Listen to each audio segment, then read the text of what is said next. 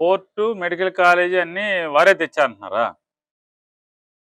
ఏవండీ జనసేన కోసం ఒళ్ళు చించుకుని నానా సంకలు నాకినటువంటి జనసేన గుండెకాయ లాంటి కార్యకర్తలకి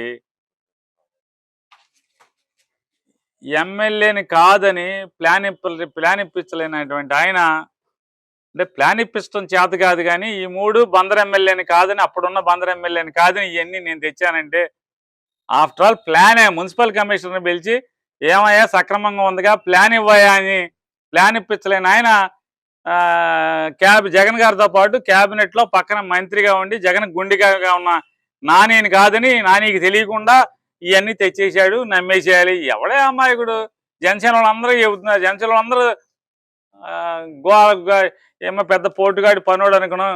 ఏం లేదు, కబుర్లు తప్పితే మాటలు కోటలు దాడతాయి తప్పితే ఏముండవు. మసీదులకి చర్చిలకి కోట్లు లచ్చలు చాలా ఇప్పటికి ఉన్నాయి.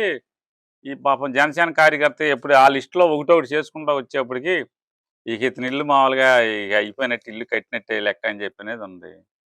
ఎందుకు పాపం ఈ కర్మ అంతా ఎందుకు వచ్చింది జనసేన కార్యకర్తలకి? జెండా మోసి పల్లకి మోసి భుజాలు కాయలు కాసినాయి కొల్లు రవీంద్ర మోసి భుజాలు కాయలు కాసిన వాళ్ళకి ఇన్ఛార్జ్ ఒక నటుడు ఇన్ఛార్జ్ ఉండగానే ఇన్ఛార్జ్ సమక్షంలోనే మున్సిపల్ కమిషనర్కి కొల్లు రవీంద్ర గారు పడేయమని చెప్పాడు.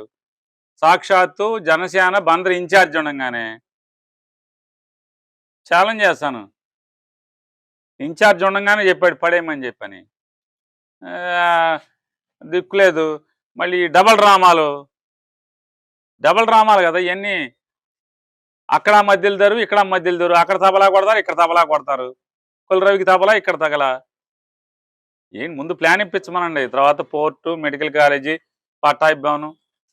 జగన్ గుండెకాయని జగన్ క్యాబినెట్లో మంత్రిని నాకు తెలియకుండా నా అంగీకారం లేకుండా నేను చెప్పకుండా ఇవన్నీ వచ్చేస్తాయి రాష్ట్ర ప్రభుత్వం నుంచి చేసేస్తారు జగన్ గారు.